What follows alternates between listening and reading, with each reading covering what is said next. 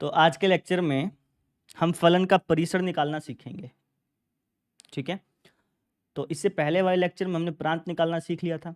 अगर वो वाला लेक्चर नहीं देखा तो उसको पहले देख लेना, है ना। बीच में से ना कोई भी लेक्चर छोड़ना मत, क्योंकि सभी लेक्चर जो है वो सीक्वेंस में है ना। जैसे आपको मापांक पढ़ाया, उसका भी रीज़न था। मापांक इसलिए पढ़ाया था ताकि आप परिसर निकालना सीख पाएँ। असीमिका पढ़ाई थी, वो भी इसलिए पढ़ाई थी ताकि परिसर निकालना सीख पाएँ। तो जो भी पढ़ाया गया है ना वो अभी तक, वो सारा का सारा इसलिए पढ़ाया गया ताकि आपको परिसर निकालने में दिक्कत ना आए। तो बीच में से अगर आपने एक भी लेक्चर छोड़ दिया ना तो ये वाला लेक्चर समझ नहीं आएगा। ठीक है, और जो भी मैं आपको लिखवाऊँ लिख लेना।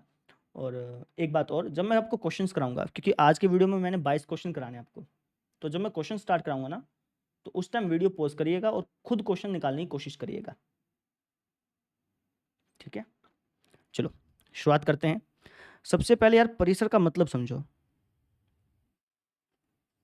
परिसर, जिसको हम इंग्लिश में बोल देते हैं रेंज। इस परिसर का मतलब क्या होता है? परिसर का मतलब होता है बेटा y की वैल्यूज। परिसर का मतलब क्या है? y की वैल्यूज, कि क्या क्या y की वैल्यूज आ सकती हैं, क्या क्या y की वैल्यूज आ सकती हैं। एग्जाम्पल देखो, जैसे मैंने लिख दिया y equal to x square, ऐसा लिख दिया। ठीक है, अब मैं अगर आपसे पूछूं कि इसका प्रांत बताओ, इसका प्रांत अगर मैं पूछूं तो प्रांत का मतलब क्या होता था कि आप x की क्या क्या वैल्यू ढाल सकते हो। तो आप कहोगे सर यहाँ पे तो x की कुछ भी वैल्यू ढाल लो, इसको कोई दिक्कत नहीं आएगी, है ना। दिक्कत तब आती है जब ये बटे में होता या फिर रूट के अंदर होता, फिर हमें सोचना पड़ता। लेकिन ये तो सिंपल रखा हुआ है, तो आप x की वैल्यू तो कुछ भी ढाल सकते हो। तो ये तो हमारा प्रांत हो गया, है ना। अब परिसर क्या होता है? परिसर होता है y की वैल्यूज। मतलब जैसे आपने कहा कि आप x की वैल्यू कुछ भी ढाल सकते हो, आप x की वैल्यू जीरो भी ढाल सकते हो। जब आप x की वैल्यू जीरो ढालोगे तो y की वैल्यू क्या आएगी बताना। कैसे पता करेंगे? डब्बा बना लो ना। वैसे ही पता कर सकते थे, लेकिन डब्बा बना के कर लो, ज़्यादा आसान रहेगा, तुम्हें समझ में आ जाएगा। देखो, ये x हो गया, y हो गया। अगर मैं x की वैल्यू जीरो ढालता हूँ तो जीरो का स्क्वायर क्या हो गया? जीरो। y बराबर क्या आ गया? जीरो आ गया। एक ढालता हूँ तो एक का स्क्वायर क्या हो गया? एक। y बराबर क्या आ गया? एक। दो ढालता हूँ तो दो का स्क्वायर क्या हो गया? चार। y बराबर क्या आ गया? चार। माइनस एक ढाला तो माइनस एक का स्क्वायर एक, y बराबर क्या आ गया? एक। माइनस दो ढाला तो माइनस दो का स्क्वायर चार, y बराबर चार आ गया, है ना। तो हमने यहाँ पे क्या नोटिस किया कि अपन x की वैल्यू जब रियल नंबर ढाल रहे हैं, जब x की वैल्यू रियल नंबर ढाल रहे हैं तो y की वैल्यू क्या आ रही है? ज़ीरो, एक, चार, एक, चार। तो यहाँ पे आपने एक पैटर्न नोटिस किया। अब जैसे एक्स की वैल्यू तो मैं 0.1 भी ढाल सकता था, 0.2 भी ढाल सकता था, है ना। लेकिन उन सब में एक कॉमन पैटर्न था। क्या? ये सारे के सारे नंबर जो हैं ये या तो जीरो हैं या जीरो से बड़े हैं, है ना। नेगेटिव नंबर कोई नहीं आ रहा। आप देखो, नोटिस करो, y की जो वैल्यू है वो हमेशा जीरो या जीरो से बड़ी आ रही है, है ना। आ रही है ना। तो इसका मतलब ये होगा कि जो परिसर होगा, मतलब आप x की वैल्यू कुछ भी ढाल लो, आपका जो y का वैल्यू निकलेगा वो हमेशा जीरो या जीरो से बड़ा निकलेगा। जीरो कॉमा इन्फिनिटी, जहाँ पे जीरो को इंक्लूड किया गया, इसलिए मैंने यहाँ पे बड़ी ब्रैकेट लगाई है। समझ में आ गई? ये प्रांत हो गया, ये परिसर हो गया। क्लियर हुआ? एक क्वेश्चन और कर सकता हूँ, देखो y बराबर x ऐसा लिख दिया। अब इसका प्रांत और परिसर बताओ। प्रांत मतलब आप x की क्या क्या वैल्यू ढाल सकते हो, बताना। शाबाश, एक मिनट रुको, एक बार देख लेते हैं। कई बार क्या होता है वीडियो रिकॉर्ड नहीं होती, है ना। हाँ भाई बताओ, आप x की क्या क्या वैल्यू ढाल सकते हो। आप कहोगे सर x की कुछ भी वैल्यू ढाल लो, इसको कोई दिक्कत नहीं है। अच्छा, परिसर क्या होगा इसका? परिसर का मतलब कि y की क्या क्या वैल्यू आएंगी। जैसे आपने कहा ना कि x की कुछ भी वैल्यू ढाल लो, तो x की अगर मैं कुछ भी वैल्यू ढालूंगा तो y की क्या क्या वैल्यू निकल के आएंगे। तो उसके लिए अपन काम करते हैं, डब्बा बना लेते हैं। ठीक है, तो जैसे x के लिए जीरो ढालूंगा तो y के लिए जीरो आएगी, वन ढालूंगा तो y के लिए वन, टू ढालूंगा तो y के लिए टू, माइनस वन तो माइनस वन, माइनस टू तो माइनस टू। अब एक्स के लिए तो कुछ भी ढाल सकते हैं वैसे, लेकिन हमने यहाँ पे कॉमन पैटर्न क्या नोटिस किया कि जो y की वैल्यू वो जीरो भी आ रही है, पॉजिटिव भी आएगी और नेगेटिव भी आएगी। मतलब जो परिसर होगा हमारा वो सारा का सारा रियल नंबर होगा। ये इसका प्रांत हो परिसर हो गया, है ना। आपको क्या करेगा, आपको एक फलन दे देगा बेटा, आपको एक फलन दे देगा और आपसे प्रांत और परिसर पूछ लेगा। कई बार हो सकता है कि सिंपल प्रांत पूछ ले, और कई बार हो सकता है सिंपल परिसर पूछ ले, और कई बार ये भी हो सकता है कि दोनों चीज़ें पूछ ले, है ना। मतलब एक फलन देगा और आपसे पूछेगा कि इसका प्रांत बताओ और इसका परिसर बताओ, और इसका बहुत ज़्यादा यूज़ होगा आगे आने वाले चैप्टर्स में। आपको फलन दिया जाएगा, उसका आपको प्रांत और परिसर पता करना होगा कि हम x की क्या-क्या वैल्यू डाल सकते हैं, y की क्या-क्या वैल्यू आएँगी, है ना? कहाँ से कहाँ तक आएँगी, किस रेंज में आएँगी, ये सारी चीज़ें आपको सीखनी पड़ेंगी जिसकी शुरुआत अभी से हो रही है। समझे? है ना? अब कहोगे सर ये तो बहुत आसान है, डब्बा बना लेंगे और परिसर निकाल लेंगे, डब्बा बना लेंगे, परिसर निकाल लेंगे, है ना? ऐसा कर सकते हो, कोई दिक्कत नहीं है। लेकिन जैसे ही क्वेश्चन का लेवल थोड़ा-सा बढ़ेगा ना, तो ये डब्बे काम आने बंद हो जाएँगे। क्योंकि पॉइंट्स तो बहुत सारे हैं, x की वैल्यूज़ तो कुछ भी रख सकते हो, ठीक है? तो क्वेश्चन थोड़ा-सा बढ़ा तो तुम्हें पता नहीं चल पाएगा। तो इसलिए हम परिसर निकालने का एक तरीका सीखेंगे, है ना? कुछ एक स्टेप का यूज़ करेंगे, जिन स्टेप का यूज़ करके हम परिसर निकालना सीखेंगे, ठीक है? अब वो स्टेप क्या है वो सीखने वाले हैं। चलो। अच्छा, अब हम सीखने वाले हैं बेटा परिसर निकालने का तरीका। परिसर निकालने का क्या तरीका है? 2 तरीके हैं बेटा, 2 तरीके हैं। एक तो है डब्बा तरीका। डब्बा तरीका, डब्बा तरीका कौन सा? अभी जो मैंने बताया कि कोई भी आपको फंक्शन दे देगा, आपसे बोलेगा कि प्रांत और परिसर निकाल लो, आप क्या करना? डब्बा बना लेना। ऐसे बहुत सारे पॉइंट रख लेना, फिर आपको पता चल जाएगा कि भैया y की वैल्यू क्या-क्या आ रही है। लेकिन ये तरीका इतना कारगर नहीं होगा। जैसे ही क्वेश्चन थोड़ा-सा बड़ा होगा, ये तरीका काम करना बंद कर देगा। ठीक है? अच्छा जी, दूसरा तरीका क्या है? दूसरा तरीका है आपका लॉजिकल तरीका या फिर आप कह लो प्रॉपर तरीका, है ना? बस अपन अपनी तरफ से नाम दे रहे हैं और कहीं बुक में नाम ऐसा लिखा नहीं हुआ। दूसरा तरीका क्या है? प्रॉपर तरीका। प्रॉपर तरीका मतलब देखो आसान क्वेश्चन में तो डब्बा तरीका यूज़ कर लो, कोई दिक्कत ही नहीं है। y इक्वल टू एक्स आ गया, y equal to 2x plus 3 आ गया, इस टाइप से क्वेश्चन आ जाए, डब्बा तरीका यूज़ करो, आंसर लिख दो। ठीक है ना? टीचर कभी नहीं कहता कि यार आपको ना परिसर कैसे निकाला वो दिखाना भी है, ऐसा नहीं होता। आप डायरेक्टली आंसर लिख सकते हो परिसर कैसे क्या है। ठीक है? तो आसान तरीकों में तो डब्बा तरीका यूज़ कर लेना। जैसे ही क्वेश्चन बड़ा हो, है ना? तो उस टाइम आप प्रॉपर तरीका यूज़ कर लेना। प्रॉपर तरीके में 3 स्टेप है बेटा, 3 स्टेप हैं। अभी तीनों स्टेप लिख लो, जब मैं क्वेश्चन कराऊँगा ना फिर आपको समझ में आएँगे। अभी तो नहीं समझ में आएँगे, लेकिन फिर भी आप एक बार लिख लो। ठीक है? इसके अंदर पहला स्टेप है आपको x को अकेला छोड़ना है। x को अकेला छोड़ना है। आप कहोगे जी एग्जाम्पल, एग्जाम्पल कराऊंगा, एक बार लिख लो, एक बार लिख लो, जब मैं क्वेश्चन कराऊंगा ना इसके बाद वहीं आपको सारी चीज़ें समझ में आएंगी, पर लिखो x को अकेला छोड़ना है। ठीक है, पहला स्टेप हो गया। दूसरा स्टेप है y की वैल्यू निकालनी है। y का मान कहो या फिर y की वैल्यू निकाल लो। ठीक है? अच्छा, जो ये थर्ड स्टेप है ना, इसके ऊपर स्टार लगा देता हूँ। ये जो थर्ड स्टेप है ये आपको रूट वाले क्वेश्चंस में करना है। जैसे इस टाइप का क्वेश्चन आ गया, तो इस टाइप का जब क्वेश्चन आ जाए ना, तब आपको ये थर्ड स्टेप यूज़ करना है। वैसे तो आप हर एक क्वेश्चन में थर्ड स्टेप यूज़ कर सकते हो, ठीक है ना? लेकिन खास तौर पे रूट वाले जो क्वेश्चंस आ जाएँ, तो उसमें थर्ड स्टेप यूज़ करना ही करना है, इसको भूल मत जाना, ठीक है? तो थर्ड स्टेप क्या है जी? थर्ड स्टेप ये है कि जो y की वैल्यू निकली है ना, उसको क्वेश्चन से इंटरसेक्ट कराना है। लिख लो, y की वैल्यू को क्वेश्चन से इंटरसेक्ट कराना है। आपको ये चीज़ें समझ में नहीं आ रही, मुझे पता है, नहीं आ रही, क्योंकि मैंने समझाना चालू ही नहीं किया ना बेटा। अभी समझाना चालू नहीं किया, आपको बस लिखना है ये, अभी नहीं समझना है, आपको बस ये लिख लो जो मैं लिखवा रहा हूँ।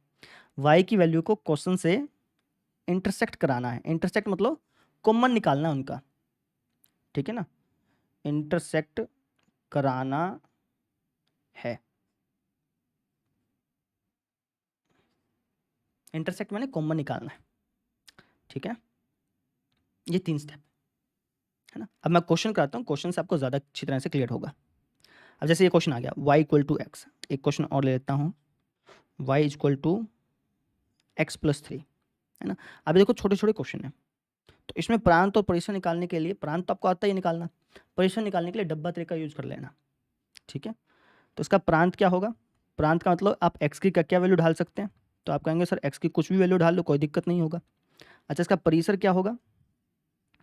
सर परिसर निकालने के लिए आपने डब्बा तरीका कहा कि आसान क्वेश्चन में डब्बा तरीका यूज़ कर लो, है ना?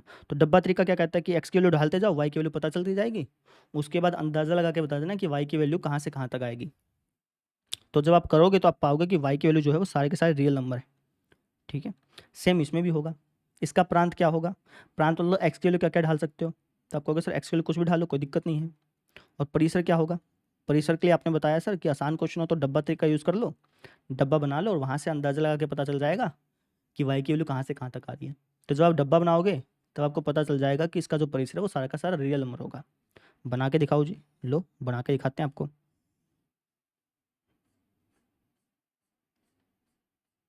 बहुत सारे पॉइंट ले लेना, तुम्हारी मर्जी है, अंदाजा लग जाएगा ना। एक्स के लिए 0 डालूंगा तो वाई के लिए 0 आएगी, नहीं एक्स के लिए 0 डालोगे तो वाई के लिए 3 आएगी जी। लो यार तुम 3 लो, ठीक। एक्स के लिए 1 डालूंगा तो वाई के लिए क्या आएगी, 3 और 1 4, 2 डालूंगा तो 3 और 2 5, 3 डालूंगा तो 3 और 3 6, ऐसे चलता रहेगा। माइनस वाले भी ले लें, -1 डालूंगा तो क्या आएगी 2, -2 डालूंगा तो 1, -3 डालूंगा तो 0, और अपना -4 डालूंगा तो -1, -5 डालूंगा तो -2। अब यहाँ पे नोटिस करो कि यहाँ पे यार देखो पॉजिटिव अंक भी आ गए, है ना, 0 भी आ गया बेटा और नेगेटिव अंक भी आ गए। तो यहाँ से मैं पता चल गया कि अगर मैं मान लो एक्स की वैल्यू कुछ और भी डालता तो वाई की वैल्यू हमेशा या तो पॉजिटिव आएगी या 0 आएगी या नेगेटिव आएगी। कहने का मतलब जो वाई की वैल्यू है सारा का सारा क्या है, रियल नंबर आ रहा है। ठीक है, तो ये प्रेशर हो गया। ठीक है, अब यहाँ से क्वेश्चन स्टार्ट होंगे। अब मैं जो क्वेश्चन कराऊंगा ना उसमें अपन मेथड से सोल्व करेंगे। ठीक है, करना चाहें तो डब्बे मेथड से भी कर सकते हो जाएंगे, लेकिन अपन प्रॉपर मेथड से करेंगे।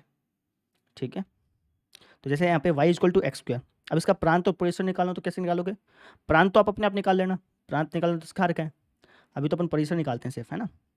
तो परिसर कैसे निकालोगे, चाहो तो डब्बे वाले तरीके से निकाल लो कि एक्स की वैल्यू डालते जाओ, वाई की वैल्यू पता चल जाएगी, फिर अंदाजा लगा के बता देना कि वाई की वैल्यू यहाँ से यहाँ तक आ रही है, वैसे भी कर सकते हो, लेकिन प्रॉपर मेथड से कैसे करना है वो सीखेंगे। ठीक है, चलो तो भैया पहले लिख दिया अपने क्वेश्चन। अब आपने पहला स्टेप क्या बताया था, याद है मैंने पहला स्टेप क्या बताया था, आपने कहा था जी एक्स को अकेला छोड़ना है। पहला स्टेप क्या बेटा, एक्स को अकेला छोड़ना है। छोड़ते हैं, चलो एक्स तो अकेला ही है, नहीं स्क्वायर लग रहा है, स्क्वायर बेटाओ, एक्स को बिल्कुल अकेला छोड़ दो, जैसे केले का छिलका निकालते हैं ना, तो ऐसे ही बिल्कुल एक्स को अकेला अकेला छोड़ दो, है ना, इसके ऊपर कुछ नहीं होना चाहिए। तो अकेला कैसे छोड़ें, दोनों तरफ वर्गमूल कर दो, दोनों तरफ वर्गमूल करने पर, तो दोनों तरफ वर्गमूल करोगे तो यहाँ हो जाएगा रूट वाई, और एक्स स्क्वायर का रूट क्या होता है पता है, एक्स स्क्वायर का रूट क्या होता है बताना, एक्स स्क्वायर का रूट क्या होता है, सोचो वीडियो पॉज करो, बताओ कि एक्स स्क्वायर का रूट क्या होता है। एक्स नहीं, एक्स का मापांक होता है, बताया तो था कि यार एक्स स्क्वायर का जो रूट होता है वो हमेशा एक्स का मापांक होता है। ठीक है, पिछला लेक्चर देखो अगर नहीं देखा तो वहाँ पे बताई हुई चीज़ें। तो एक्स स्क्वायर का रूट क्या हो जाएगा, एक्स का मापांक, है ना। अब मुझे ऐसे नंबर चाहिए जिसकी जीरो से दूरी रूट वाई के बराबर हो। तो ऐसे तो दो नंबर होते हैं, एक तो प्लस का रूट वाई, एक माइनस का रूट वाई, नहीं समझे। अगर मान लो मैं ऐसे लिख दूँ, मुझे ऐसे नंबर चाहिए जिसकी 0 से दूरी 5 के बराबर है, तो आप क्या कहोगे, एक तो +5 एक -5, या फिर आप इसको ऐसे लिख सकते हो, सेम चीज़ यहाँ पे है, जब मापांक हटेगा तो प्लस माइनस लग जाएगा। ठीक है, अब कई बच्चे पता है क्या सोचते थे, कई बच्चे सोचते थे यार रूट है ना, रूट के आगे हमेशा प्लस माइनस लगता है, ऐसे सोचते थे, लेकिन रूट के आगे हमेशा प्लस माइनस नहीं लगता, रूट के आगे तो हमेशा प्लस ही लगता है। जब आपने किसी संख्या का रूट कर दिया वो आपको हमेशा पॉजिटिव ही देगा, नेगेटिव को भी देगा ही नहीं। ये प्लस माइनस तो है ना मापांक हटने की वजह से लगता है। ठीक है, और ये छोटी छोटी बातें हैं और ये बहुत दिक्कत देती हैं, बहुत ज़्यादा दिक्कत देती हैं। अगर आपने इसको रट लिया ना तब दिक्कत देंगी, समझना है इसको, इसलिए मैं कह रहा हूँ कि बीच में एक भी लेक्चर मत छोड़ देना। ठीक है, तो एक्स का वैल्यू आ गया जी प्लस माइनस रूट वाई। अच्छा, इस प्लस माइनस का कुछ ज़्यादा रोल है नहीं वैसे। ठीक है, अच्छा जी, अब आपने एक्स को अकेला छोड़ दिया, एक्स को अकेला छोड़ने के बाद सेकंड स्टेप क्या था याद है, हाँ भाई सेकंड स्टेप था जी वाई की वैल्यू निकाल लो। चलो निकालते हैं वाई की वैल्यू। बताओ भाई इस वाई के अंदर मैं क्या क्या ढाल सकता हूँ, इस वाई की जगह में क्या क्या ढाल सकता हूँ। अब आप कहोगे सर वाई जो है वो रूट के अंदर है, वाई किसके अंदर है, रूट के अंदर है, और आपने बताया था कि रूट के अंदर कभी भी नेगेटिव अंक नहीं आते, रूट के अंदर हमेशा 0 या 0 से बड़ा अंक आता है, मतलब रूट के अंदर जो भी संख्या है ये 0 या 0 से बड़ी होगी, है ना। तो यहाँ से हमारा y का मान आ गया, simple, y is greater than equal to 3, y is greater than equal to 0, है ना, यानी कि y का जो मान है वो 0 या 0 से बड़ा होगा। ये आ गया हमारा परिसर। परिसर का मतलब ये होता था ना कि y का मान निकालना है, तो निकल गया। लो समझो, वापस समझाता देखो, हमने वही स्टेप यूज किए। पहला स्टेप क्या था कि एक्स को अकेला छोड़ दिया, दूसरा स्टेप था कि वाई का मान निकालो, निकाल लिया, हो गया अपना आंसर। अब आपको सर थर्ड स्टेप भी कहा था, थर्ड स्टेप लगाना चाहो तो लगा लो, थर्ड स्टेप क्या कहा था कि यहाँ पे जो y का मान आया है और जो क्वेश्चन में y का मान दे रखा है उनका इंटरसेक्शन निकालो। क्वेश्चन में क्या दे रखा था, y equal to x square. अब देखो थर्ड स्टेप लगाने की जरूरत नहीं है वैसे, लेकिन समझा रहा हूँ तुमको। y equal to x square, अब थर्ड स्टेप के अंदर आप देखोगे ना तो y equal to x square, अब एक्स स्क्वायर तो हमेशा पॉजिटिव होता है ना, या तो जीरो होगा या जीरो से बड़ा होगा। तो y की जो वैल्यू वो हमेशा जीरो या जीरो से बड़ी होनी चाहिए। यहाँ पर भी यही है, जीरो या जीरो से बड़ी ही आई है। इन दोनों का कॉमन अगर लोगे तो यही आंसर आएगा। ठीक है ना, लिखना चाहो तो लिख दो कि अतः y, वापस से एक बार और लिख दो, लेकिन नहीं भी लिखोगे तब भी चलेगा। लेकिन जब रूट वाला क्वेश्चन आ जाएगा ना तब थर्ड स्टेप लगाना ही लगाना है। ठीक है, आ जाओ एक क्वेश्चन और कराता हूँ फिर समझ में आएगा। y equal to x cube, इसका परिसर निकालना है। तो परिसर निकालने के 3 स्टेप हैं जी। कौन कौन से? पहला स्टेप आपने बताया कि x को अकेला छोड़ दो। x को अकेला छोड़ देंगे तो इसके ऊपर लग जाएगा क्यूब रूट, ऐसे। ठीक है ना, दोनों के ऊपर हमने क्यूब रूट लगा दिया। क्यूब रूट जब लगाते हैं तो प्लस माइनस नहीं लगता, सिंपल क्यूब रूट लगा दो। ठीक है, अच्छा जी, क्यूब रूट लगा दिया। फिर अब x को अकेला छोड़ दिया, अब y का मान निकालो। सेकंड स्टेप क्या था, y का मान निकालो। तो बताओ भाई y की जगह मैं क्या क्या डाल सकता हूँ? y की जगह सर जीरो डाल सकते हो, कोई दिक्कत नहीं आएगी। पॉजिटिव वाले अंक डाल सकते हो, कोई दिक्कत नहीं आएगी। और नेगेटिव वाले अंक भी डाल सकते हो। आप कहोगे सर ऐसे कैसे? यहाँ पर तो आपने कहा था कि रूट के अंदर कभी भी नेगेटिव नहीं आता, जीरो जीरो से बड़ा आता है। और यहाँ पे आप कह रहे हो कि इस क्यूब रूट के अंदर हमेशा जीरो भी आ सकता है, नेगेटिव आ सकता है, पॉजिटिव आ सकता है, ऐसे कैसे? देखो बच्चे ध्यान दो, ये स्क्वायर रूट था और ये क्यूब रूट है। स्क्वायर रूट के अंदर हमेशा जीरो या जीरो से बड़ा आता है, और क्यूब रूट के अंदर पॉजिटिव नेगेटिव जीरो कुछ सब कुछ आ सकता है, कोई दिक्कत नहीं आती। ठीक है ना, इसका मतलब y की वैल्यू बिलोंग करती है रियल नंबर से। अब ये वाली चीज़ कहीं को समझ नहीं आई होगी।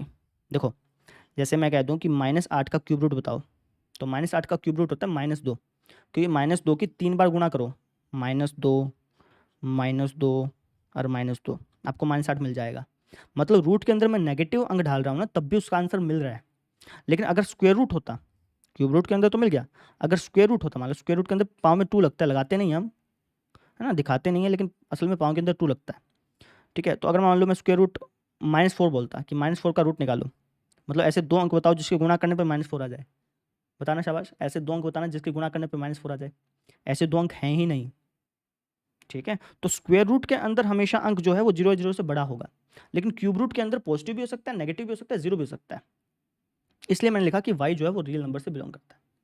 हो गया अपना आंसर, है ना। थर्ड स्टेप लगाना चाहो तो लगा लो, अदरवाइज लगाने की जरूरत नहीं है, लेकिन रूट वाला जब क्वेश्चन आएगा उसमें लगाना है। ठीक है, चलो जी, ये वाली चीज़ समझ में आ गई। इस क्वेश्चन पे आ जाओ। हाँ, इसी पे आना है। तो y equal to x square plus 2, परिसर निकालो इसका। परिसर में मैंने क्या कहा था, अब देखो अब समझ में आना स्टार्ट होगा धीरे धीरे। परिसर के लिए मैंने क्या कहा था कि x को अकेला छोड़ना है, छोड़ते हैं इसको। तो y equal to x square plus 2 है जी, 2 यहाँ जाएगा, तो y minus 2 equal to x square हो गया। दोनों साइड रूट कर देंगे, यहाँ पर भी हो जाएगा, और इसका रूट मापांक x होता है। आप डायरेक्टली x भी लिख सकते हो, क्यों? क्योंकि मापांक x हटाओगे तो फिर प्लस माइनस लग जाएगा। प्लस माइनस का कुछ रोल था ही नहीं, आप देखो ना जो क्वेश्चन थे इसमें प्लस माइनस का रूल कुछ रोल था ही नहीं। अगर मैं प्लस माइनस ना भी लगाता ना तब भी मेरा काम चल जाता। ठीक है ना, तो क्योंकि अपने को रूट के अंदर वाला चीज़ देखना है ना, तो प्लस माइनस का वैसे कोई रोल था नहीं। आप चाहो तो डायरेक्टली ऐसे भी कर सकते हो। ठीक है, अच्छा जी, अब एक्स को अकेला छोड़ दिया। सेकंड स्टेप क्या था? सेकंड स्टेप ये था कि जी रूट के अंदर जो भी अंक है, या फिर कह लो कि वाई की वैल्यू निकालनी है ना, तो रूट के अंदर जो भी अंक है वो जीरो जीरो से बड़ा होता है, यानी वाई माइनस 2 का जो वैल्यू है वो जीरो जीरो से बड़ा होगा।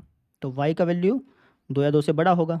वाई जो है बिलोंग करेगा 2 से इन्फिनिटी तक। हो गया अपना आंसर। ठीक है, और लॉजिकली भी सोच सकते थे इसको। ठीक है ना, क्योंकि देखो ये तो हमेशा पॉजिटिव होगा, ये तो ये जीरो होगा या फिर पॉजिटिव होगा। तो अगर मैं जीरो में 2 जोड़ूंगा तो 2 तो आएगा ही, है ना। और पॉजिटिव अंक लूंगा, पॉजिटिव में पॉजिटिव जोड़ूंगा तो पॉजिटिव आएंगे, यानी वाई का वैल्यू हमेशा 2 या 2 से बड़ा ही होगा। लॉजिकली भी सोच सकते थे, नहीं तो अगर लॉजिकली नहीं सोचना आता तो मेथड से कर लो। दोनों तरीके हैं आपके पास। अब इसका प्रेशर निकालते हैं। अब यहाँ पर इसका प्रेशर निकालोगे ना, थोड़ा सा अलग है बच्चे। ठीक है, तो क्वेश्चन क्या अपना, y equal to x square minus 3x plus 2। पहला स्टेप आपने बताया था सर कि x को अकेला छोड़ना है। अब यहाँ पे x को अकेला कैसे छोड़ोगे? अब x को अकेला कैसे छोड़ें भाई? वीडियो पॉज करो, खुद करो। x को अकेला कैसे छोड़ें बताओ, आप करके देखो, नहीं कर पाओगे। एक्स को आप अकेला छोड़ ही नहीं पाओगे। तो जब इस टाइप का क्वेश्चन आ जाए, है ना, ऐसा प्रॉपर अपना जनरल फॉर्म वाला, ठीक है, तो उस टाइम कैसे करते हैं बेटा, उस टाइम हम यूज़ करते हैं पूर्ण वर्ग विधि का। किसका यूज़ करते हैं? पूर्ण वर्ग विधि का। याद है 10वीं क्लास में पढ़ा था आपने 4.3 प्रश्नावली 4.3 का प्रश्न नंबर 1, पूर्ण वर्ग विधि। उसका यूज़ करते हैं क्योंकि उसका यूज़ करने से क्या होता है, एक्स अकेला छूट जाता है। और हमारा पहला स्टेप भी ये बोलता था कि एक्स को अकेला छोड़ो, ठीक है। तो कैसे करेंगे, देखो, तो इसको ऐसे लिख दिया मैंने। अब इसका आधा करके स्क्वायर करते थे, 3 का आधा हो गया 3/2, इसका स्क्वायर करके एक बार जोड़ दिया, एक बार घटा दिया, +2 का +2। तो ये आपको कुछ ऐसा दिखेगा। आप है ना इन तीनों में से एक पैटर्न देखो, ये हो रहा है a² + b² - 2ab। तो इसको लिख सकता हूँ ऐसे, a - b का होल स्क्वायर, ठीक है। अच्छा, इसको क्या लिख सकता हूँ, इसको सर लिख सकते हैं -9/4 + 2, है ना, ऐसे ही है। हाँ जी, बिल्कुल ठीक है। तो y = x - 3/2 का होल स्क्वायर, इसका एलसीएम ले लो। अच्छा, एलसीएम लेने से पहले एक काम करो, निशान ठीक करो इनके, ऐसे करो, ऐसे क्यों, क्योंकि माइनस की इससे गुणा करोगे तो ये आएगा, माइनस की इससे गुणा करोगे तो ये आएगा, तो पहले प्रॉपर ठीक कर लेना। तो ये आ गया अपना इस तरीके से, एलसीएम ले लो 4, 9 में से 8 गया 1, ऐसा हो गया। इसको ले आओ यहाँ पे, ये होगा कुछ इस तरीके से, ठीक है। अच्छा, अब दोनों तरफ स्क्वायर रूट कर लो, तो ये कुछ हो जाएगा ऐसे, है ना। मैं मपांक मुपांक आप नहीं लगा रहा हूँ, लगाना चाहो तो लगा लो, बाद में यही स्टेप आ जाना है, इसलिए नहीं लगा रहा हूँ, ठीक है। अब इसका एलसीएम ले लो,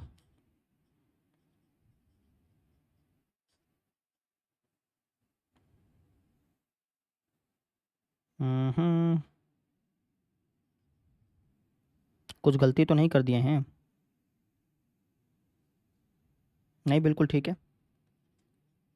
इसको यहाँ ले आओ। अब इसको लिखना चाहो तो वैसे ऐसे लिख सकते हो,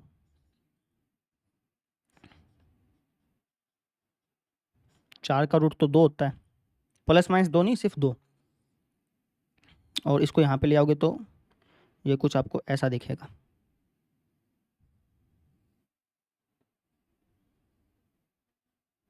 एक्स अकेला छूट गया, एक बार चेक कर लें।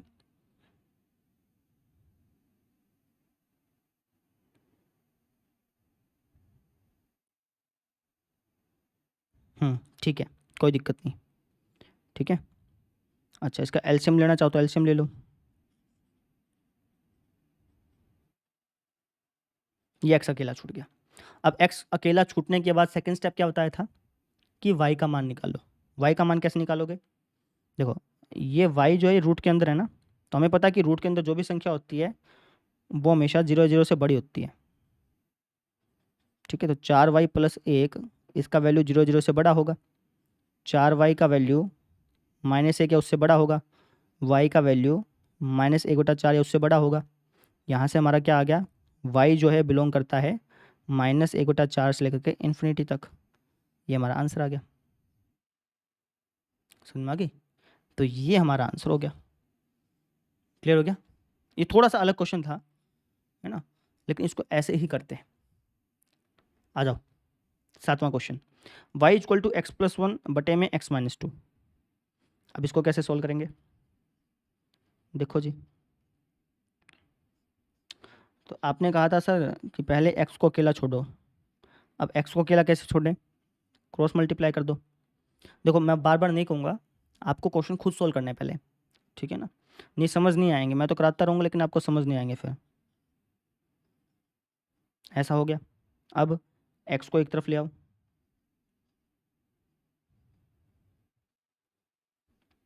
ऐसा हो गया, x कॉमन ले लो, इस तरीके से दिखने लग गया, इसको नीचे ले आओ, ऐसा हो गया, ठीक है। x को अकेला छोड़ दिया। सेकंड स्टेप क्या बताया था कि y का मान निकालो। y का मान कैसे निकालेंगे, अब देखो ये बटे के अंदर है, तो हमें पता है कि बटे वाला अंक कभी भी 0 नहीं होता, यानी कि y - 1 is not equal to 0। जिस तरीके से हम प्रांत निकालते थे वैसे ही यहाँ पे करना है, ठीक है ना, प्रांत में भी तो हम ऐसे ही करते थे तिकड़मबाजी। तो इसका मतलब y का वैल्यू 1 नहीं होगा, मतलब y जो है वो रियल नंबर से बिलोंग करता है, लेकिन y का वैल्यू कभी भी 1 नहीं होगा। ठीक है, ये हमारा आंसर आ गया। चाहे आप करके देख लो, आप x की वैल्यू कुछ भी डालो, कुछ भी डालो, आपको y की वैल्यू कभी भी 1 नहीं मिलेगी। आप ला के दिखा दो, नहीं ला पाओगे। x की वैल्यू कुछ भी डाल लो, आपको y की वैल्यू कभी भी 1 नहीं मिलेगी। ये हमारा आंसर आ गया। ऐसे इसको ये करना है, वीडियो पॉज करो, खुद करो बिल्कुल सेम तरीके से। तो x अकेला छोड़ना है तो क्रॉस मल्टीप्लाई, तो हो जाएगा 2xy minus 8y equal to 3x। ये परिसर निकाल रहे हैं बेटा, प्रांत निकालने का तरीका अलग है जो कि मैंने आपको पहले बता दिया। ठीक है, तो 2y कॉमन ले लो, x माइनस 4 आ जाएगा इक्वल टू 3x। तो 2y, अपने को तो x अकेला छोड़ना है ना। अच्छा, तो x अकेला छोड़ना है तो ऐसे तो छूटेगा नहीं, x को एक तरफ लेके आना पड़ेगा। तो 2xy माइनस का 3x इक्वल टू 8y। ठीक है, कॉमन ले लो x, 2y माइनस का 3, तो यहाँ से x का वैल्यू आ गया 8y अपॉन में 2y माइनस 3। अब ये बटे में है तो ये कभी जीरो होगा नहीं। ठीक है, तो 2y कभी भी 3 नहीं होगा, y का मान कभी भी 3/2 नहीं होगा, मतलब y की वैल्यू जो है वो सारे के सारे अंक आ जाएगी, लेकिन 3/2 नहीं आएगी। हो गया। चलो अगले क्वेश्चन पे। कहीं कुछ छोटी मोटी मिस्टेक हो जाए ना तो उसको थोड़ा सा सह लेना। ठीक है ना, कैलकुलेशन में मिस्टेक हो सकती है क्योंकि पढ़ाते वक्त हमारा ध्यान बहुत जगह होता है, यहाँ पे भी होता है, वहाँ पे भी होता है, माइक में भी होता है, तो उसकी वजह से कई बार ध्यान भटक जाता है। तो y equal to 3/2 minus x square. अब इसका हमें परिसर निकालना है। कैसे निकालेंगे जी, आपने 3 स्टेप बताए थे, उन्हीं तीनों स्टेपों को हम फॉलो करेंगे। तो पहला स्टेप था कि भैया x को अकेला छोड़ दो, तो क्रॉस मल्टीप्लाई करनी पड़ेगी, 2y minus x square y equal to 3। इन दोनों में से नहीं नहीं नहीं, कॉमन नहीं लेंगे ना, कॉमन लेंगे तो फिर x अकेला कैसे छूटेगा। ऐसा हो गया, इसको मैं यहाँ ले आया। अब यहाँ पे अगर आप देखोगे x को अकेला छोड़ना है ना, तो minus x square equal to 3 minus 2y upon में y आ जाएगा। ठीक है, अच्छा यहाँ पे माइनस से माइनस ख़त्म करना पड़ेगा। कैसे ख़त्म करेंगे, यहाँ से माइनस कॉमन ले लो, तो ये कुछ आपको ऐसा दिखेगा।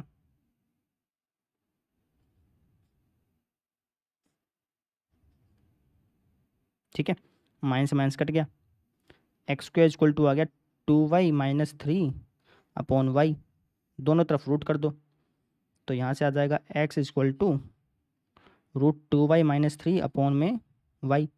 मैंने आपको क्या कहा था कि इसको पूरे को एक नंबर समझना, पूरे को एक नंबर समझना है।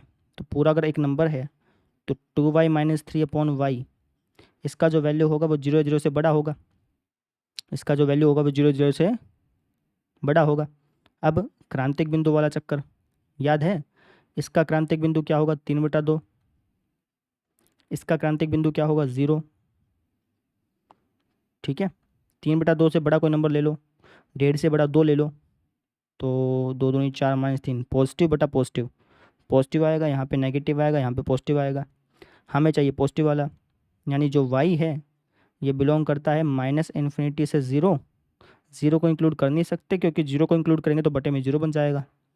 यूनियन 3/2, 3/2 को तो कर सकते हैं क्योंकि उसमें कोई दिक्कत नहीं है। ये आपका आंसर आ गया, ये हमारा क्या आ गया बेटा, परिसर। ठीक है, ठीक है जी, इस तरीके से था। अब इस क्वेश्चन को करना है।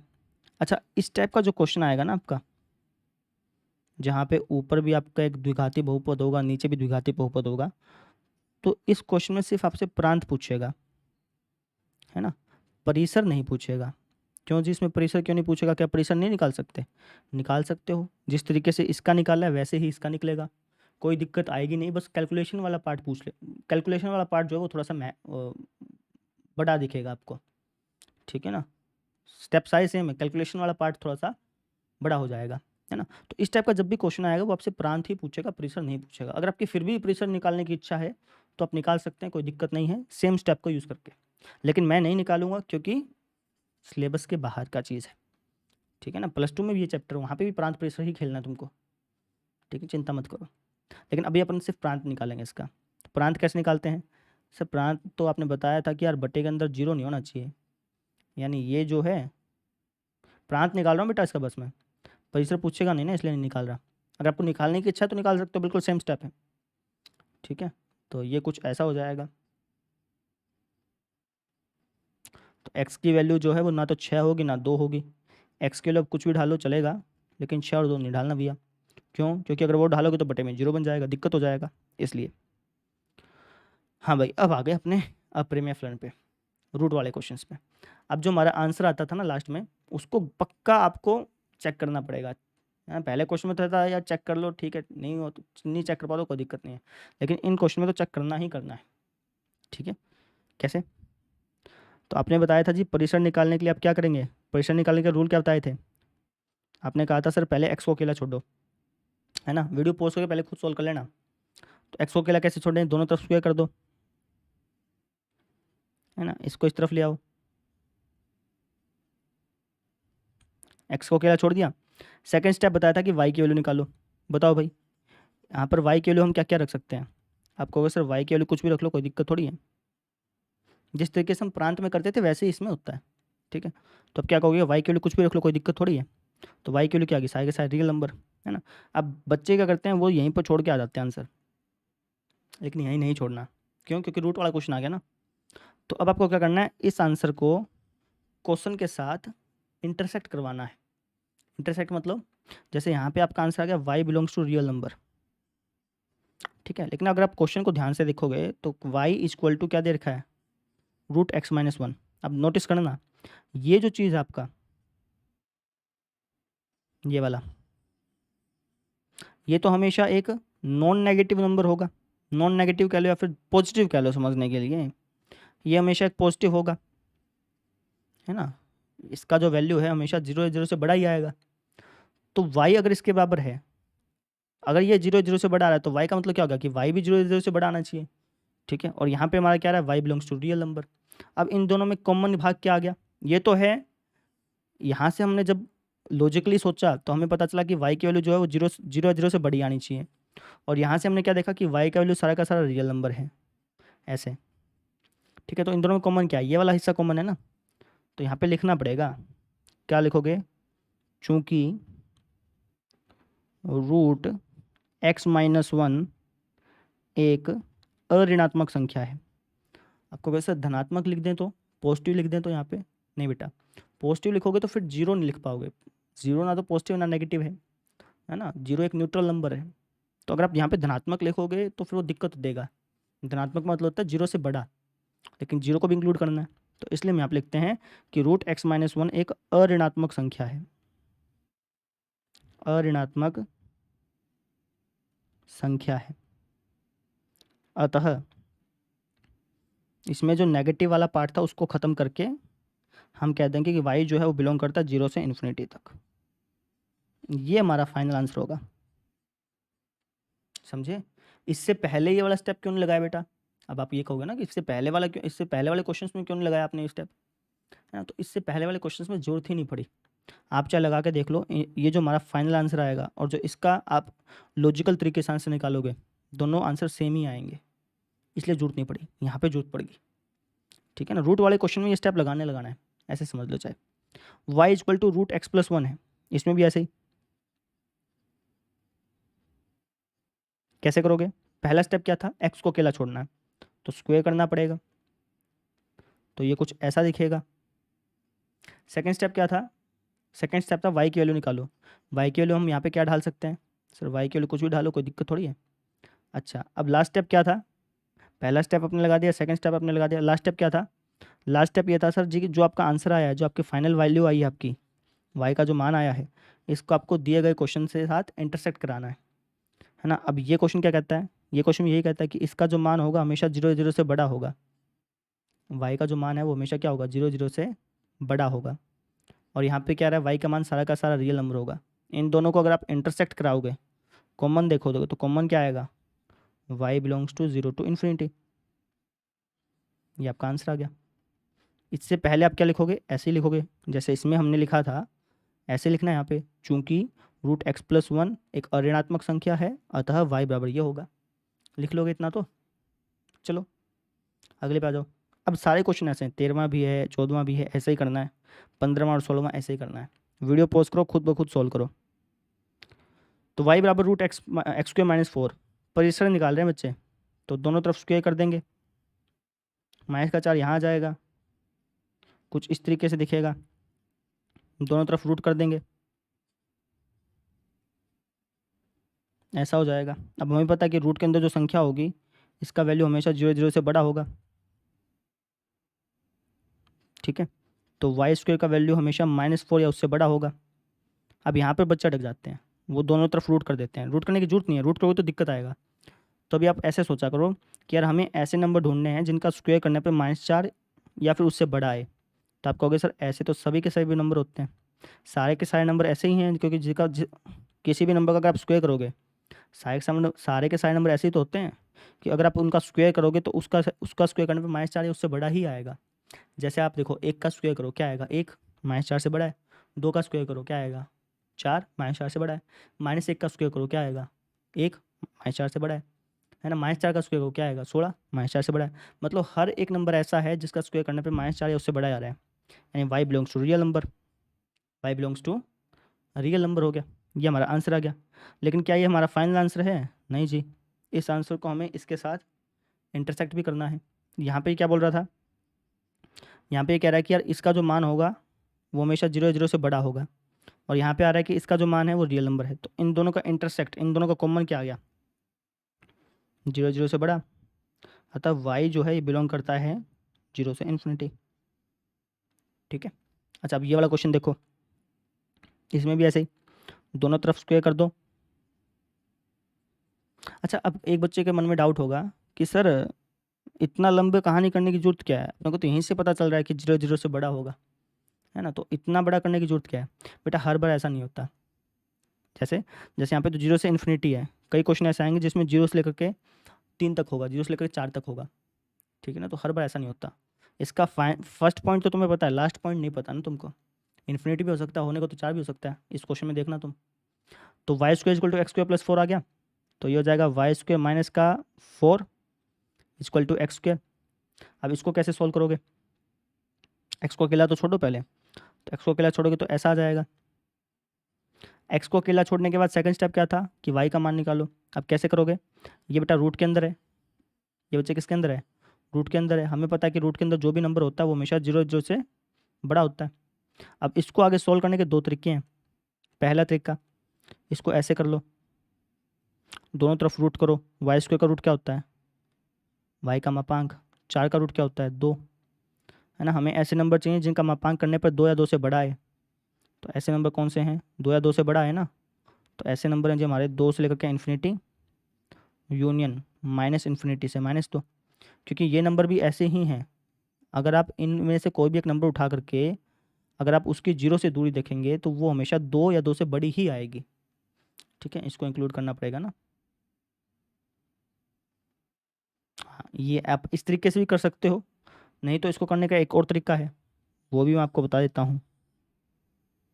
क्या तरीका है जी, वो ये तरीका है कि ये जो नंबर है ना, ये जो नंबर है 0 से बड़ा होगा। अब इसको तुम लिख सकते हो y+2 y-2, 0 से बड़ा होगा।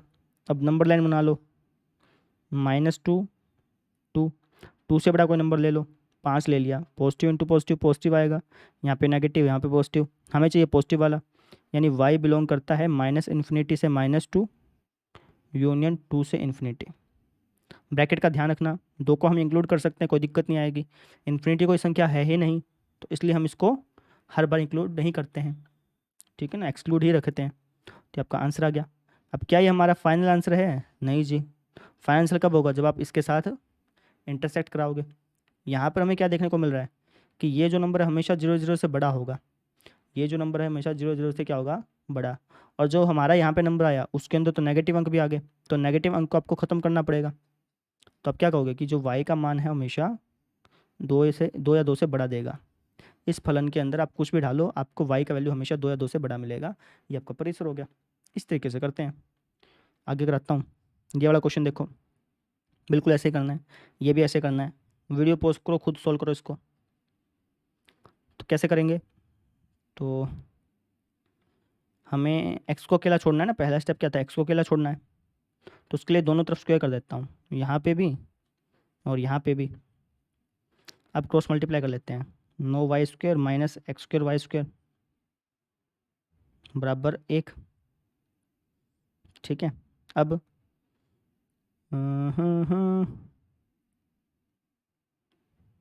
ये तो अपन है ना डायरेक्टली भी कर सकते थे वैसे तो। कॉमन ले लो, y² कॉमन आ रहा है, यहाँ उसका 9 - x² बराबर 1। 9 - x² इक्वल टू 1/y²। अब इसको करने का एक आसान तरीका ये था, क्या जी, डायरेक्टली लिख सकते थे ना, ये ऊपर चल गया ये नीचे ले आए, ऐसे भी कर सकते थे। अब 9 को उस तरफ ले जाओ, नहीं तो एक काम करो, x² को उस तरफ ले जाओ, क्या हो जाएगा, 9 - 1/y²। ऐसा हो जाएगा। एलसीएम ले लो,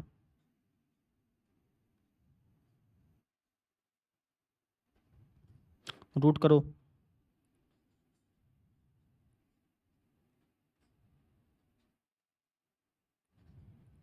ऐसा हो गया। अब हमें पता है कि रूट के अंदर जो भी संख्या होती है वो हमेशा 0 से बड़ी होती है, यानी ये जो नंबर होगा ये 0 से बड़ा होगा। ठीक है, आगे सॉल्व करो वीडियो पॉज करके। तो क्रांतिक बिंदु इसका क्या आ जाएगा, 1/3 आ जाएगा ना, माइनस का 1/3 प्लस का 1/3 आएगा, क्योंकि 1/3 रखोगे तो इसका स्क्वायर सॉल्व करने पे 0 बन जाएगा ना। क्रांतिक बिंदु होता है जिसको रखने पे 0 बन जाए, है ना। तो ये हो गया, माइनस 1/3 रखोगे तब भी ये होगा, इसका क्रांतिक बिंदु 0 आएगा। 1/3 से बड़ा कोई नंबर ले लो। 1/3 कितना होता है, 1/3 होता है आपका, तो 0.3333। ठीक है ना, तो 0.33 से बड़ा कोई भी नंबर ले लो। लेट से तुमने ले लिया 1, ले लिया, 1 रखोगे तो क्या आएगा, पॉजिटिव बाई पॉजिटिव, पॉजिटिव आएगा। इसके बीच का कोई नंबर ले लो, 0 और 0.333 के बीच में, 0 और 0.3 के बीच में ना, 0.1 ले लो, 0.1 यानी 1/10। ठीक है, तो ये हो जाएगा 1/10 का स्क्वायर 1/100, तो 9/100, 9 माइनस का 100 यानी कि माइनस का 91/100, है ना। और ये नेगेटिव हो गया ऊपर वाला, तो कहने की बात ये है कि नीचे वाला अपना पॉजिटिव हो जाए, नेगेटिव बाई पॉजिटिव नेगेटिव होता है। इसके बीच का कोई नंबर ले लो, तो अपना ले लो, लेट से जो भी नंबर लोगे उसका स्क्वायर करने पे तो पॉजिटिव हो जाना है, लेकिन अल्टीमेटली वो नेगेटिव रहेगा, नेगेटिव ही आएगा। इससे बड़ा कोई नंबर ले लो, लेट से -3 ले लिया, -3 लेंगे तो क्या हो जाएगा, -3 का स्क्वायर पॉजिटिव, पॉजिटिव के पॉजिटिव से पॉजिटिव, इसमें से बताऊंगा तो फिर पॉजिटिव आना है, तो पॉजिटिव बाई पॉजिटिव पॉजिटिव होगा। हमें कौन सा चाहिए, पॉजिटिव वाला, यानी y जो है ये बिलोंग करता है -∞ से -1/3 यूनियन 1/3 से इन्फिनिटी। ये हमारा आंसर हो गया। क्या ये हमारा फाइनल आंसर है? नहीं जी, फाइनल आंसर कब होगा, जब आप इसके साथ इंटरसेक्ट कराओगे, है ना। तो हमें पता है कि यार ये हमेशा क्या आता है, पॉजिटिव आता है ना, 1/समथिंग है, तो इसका मतलब ये हो गया कि ये इसके साथ इंटरसेक्ट कराना है, 2 मिनट रुको।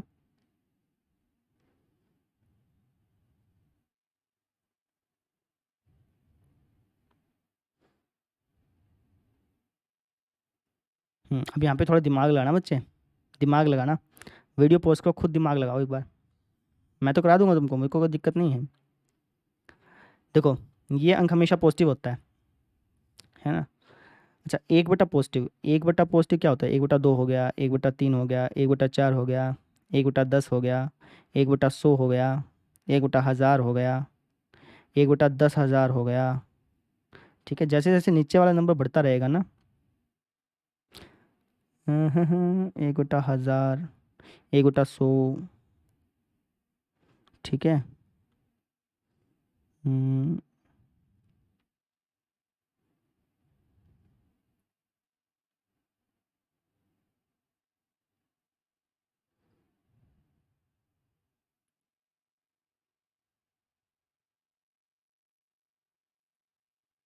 जैसे जैसे आप नीचे वाला नंबर बढ़ाते जाओगे, ध्यान से समझना, जैसे जैसे नीचे वाला नंबर बढ़ता जाएगा, जैसे जैसे ये नीचे वाला नंबर बढ़ता जाएगा, इसका जो मान है, टोटल जो इसका मान है, वो 1 के पास पहुंचता जाएगा। 1 नहीं बन पाएगा, लेकिन 1 के पास पहुंचता जाएगा। देखो ये है 0.5, ये 1/3 कितना होता है 0.333, ये 0.25, ये 0.1। समझ में आई है? यानी जैसे जैसे नीचे वाला मान बढ़ता रहेगा, हम कहाँ पे पहुंचते जाएंगे, 0 के पास पहुंचते जाएंगे। हाँ जी, 0 के पास पहुंचते जा रहे हैं। जैसे जैसे नीचे वाला मान बढ़ता जा रहा है, हम वहाँ कहाँ पहुंचते जा रहे हैं, 0 के पास पहुंचते जा रहे हैं। एक बहुत ही खास बात बताने जा रहा हूँ, जैसे जैसे नीचे वाला मान बढ़ता जा रहा है, हम 0 के पास पहुंचते जा रहे हैं, और जैसे जैसे नीचे वाला मान 0 के पास पहुंचता जाएगा, हम अल्टीमेटली इन्फिनिटी के पास पहुंचते जा रहे हैं। ठीक है, अब ये वाली बात जो है थोड़ा सा समझाना आपको मुश्किल होगा, आप ऐसे समझ लो, क्योंकि अभी आपका इन्फिनिटी वाला कंसेप्ट अभी स्टार्ट नहीं हुआ ना, जब वो होगा तभी आपको ज़्यादा समझ में आएगा।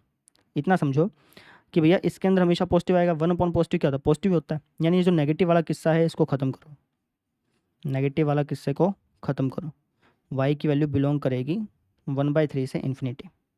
ये आपका आंसर आ गया, समझ में आ गई ये चीज़। चलो जी, अब आ जाओ इस क्वेश्चन पे। इसके अंदर भी ऐसे ही दोनों तरफ स्क्वायर कर दो, तो ये कुछ आपको इस तरीके से दिखेगा। इसको इस तरफ ले आओ तो ये आपको ये ऐसा दिखेगा।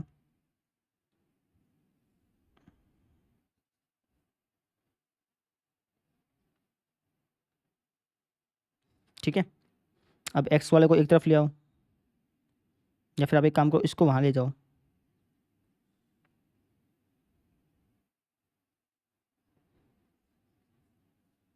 ठीक है जी, x कॉमन ले लेना और इसको नीचे ले आना,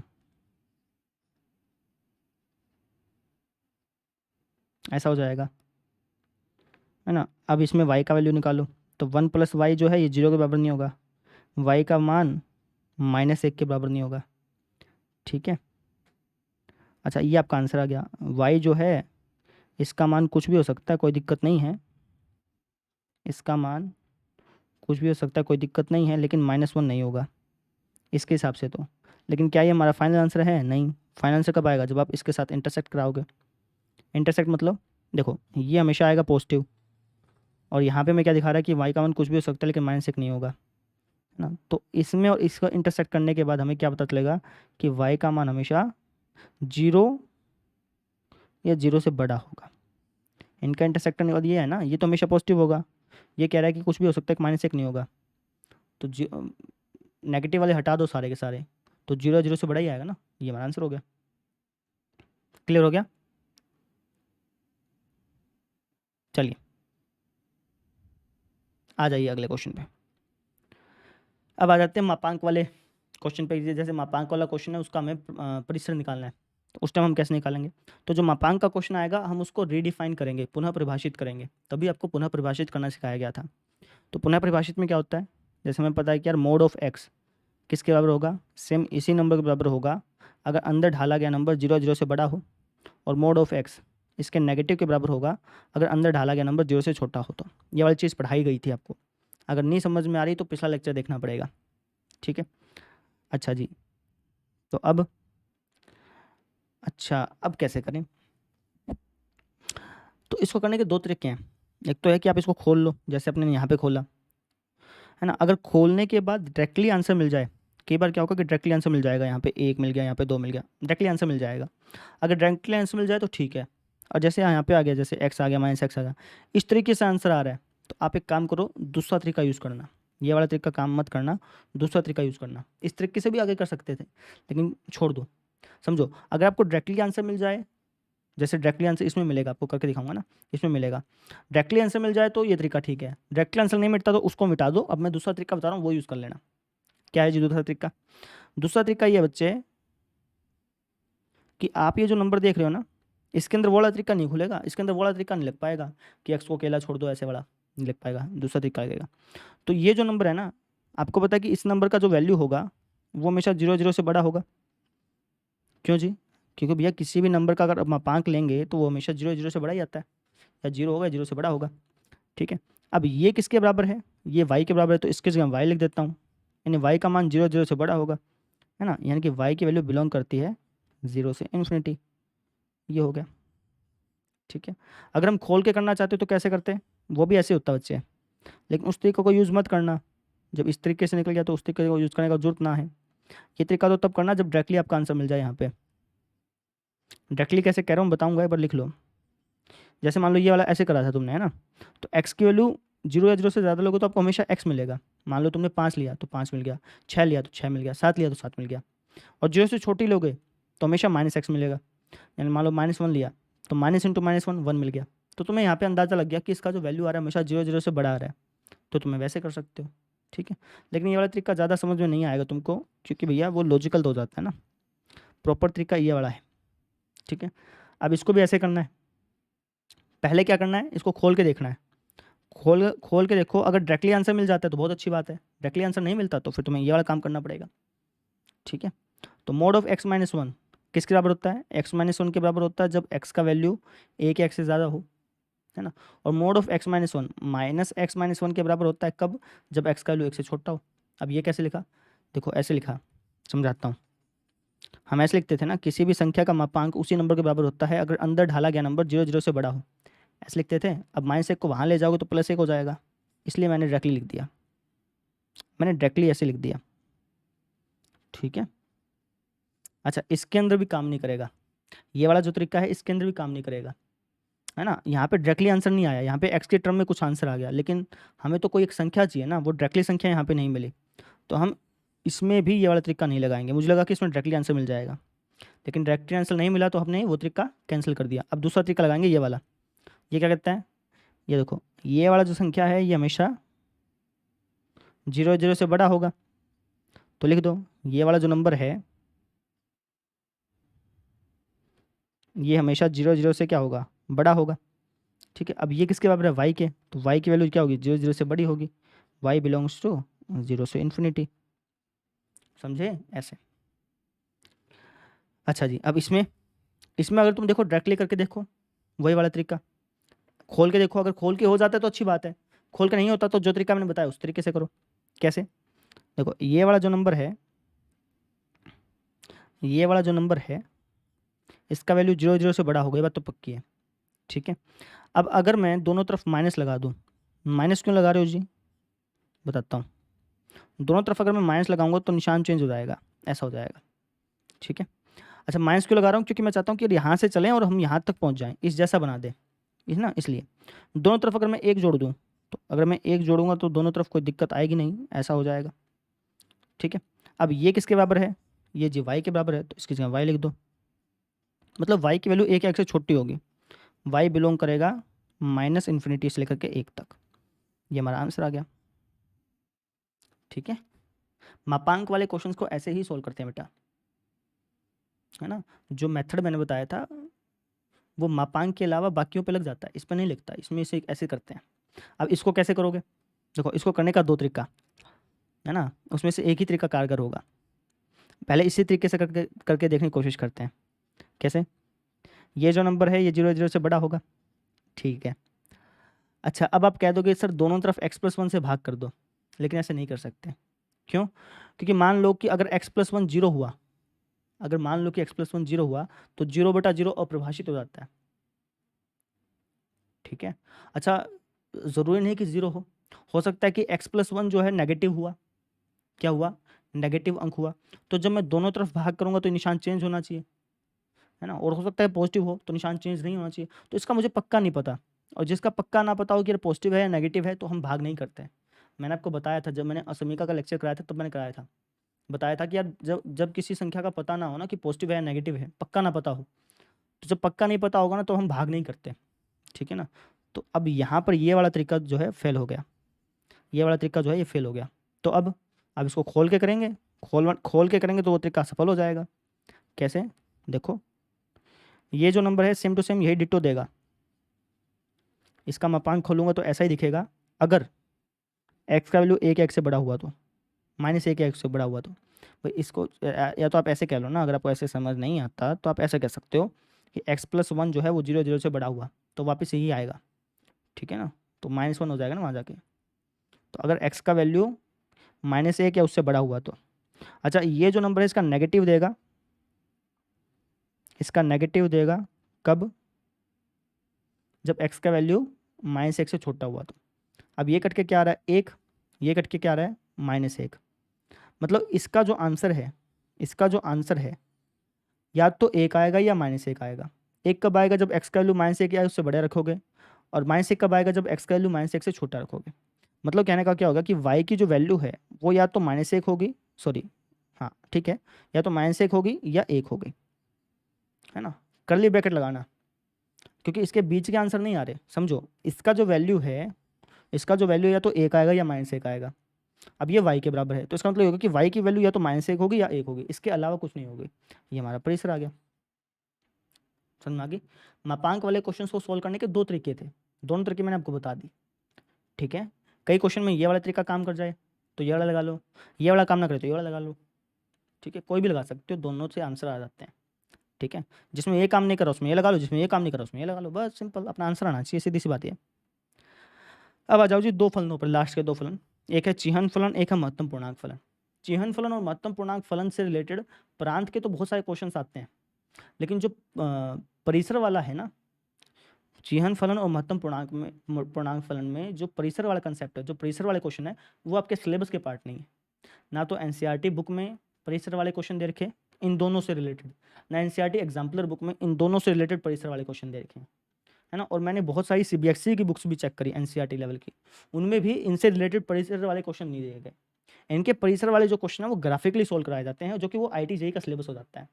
तो अगर आप इनसे रिलेटेड परिसर वाले सवाल करना चाहते हैं तो आप चाहें तो कोर्स ज्वाइन कर सकते हैं, लेकिन क्योंकि एनसीईआरटी लेवल में है नहीं, तो इसलिए मैं इनसे रिलेटेड परिसर वाले क्वेश्चन नहीं करा रहा हूँ, है ना। छोटे छोटे जो बेसिक क्वेश्चन हैं वो करा देता हूँ, हाई लेवल के क्वेश्चन नहीं पूछे जाते, ठीक है। तो जैसे ये है y equal to signum x, इसका अगर मुझसे कोई परिसर पूछ ले तो परिसर क्या होगा। आपको पता है कि सिग्नम एक्स हमेशा क्या रिटर्न करता है, बताना। सिग्नम एक्स जी 3 चीज़ रिटर्न करता है, या तो 1 करेगा या 0 करेगा, -1 करेगा, है ना। सिग्नम एक्स का मतलब क्या है कि जो इसके अंदर डालोगे उसका साइन बता देगा, या तो उसका साइन पॉजिटिव होगा तो 1 रिटर्न करेगा, या तो उसका साइन नेगेटिव होगा तो -1 रिटर्न करेगा, अगर वो 0 हुआ तो 0 रिटर्न करेगा। तो ये इसका परिसर हो गया, है ना। प्रांत निकालना आपको आता ही है, प्रांत क्या होगा, कुछ भी डाल दो सब ले लेगा ये, x belongs to real number, ये प्रांत हो गया, है ना। अच्छा, महत्तम पूर्णांक फलन का परिसर क्या होगा, बताना। महत्तम पूर्णांक फलन आपको हमेशा क्या रिटर्न करता है, वीडियो पॉज करो, सोच के बताओ। महत्तम पूर्णांक फलन आपको हमेशा क्या रिटर्न करता है, सोच लिया, लिख दूं। ये आपको हमेशा एक इंटीजर रिटर्न करता है, आप कुछ भी डालो आपको पूर्णांक देगा। -3.3 डाला, पूर्णांक के देगा -4 दे देगा, ठीक है ना। तो ये इसका परिसर हो गया, ठीक है।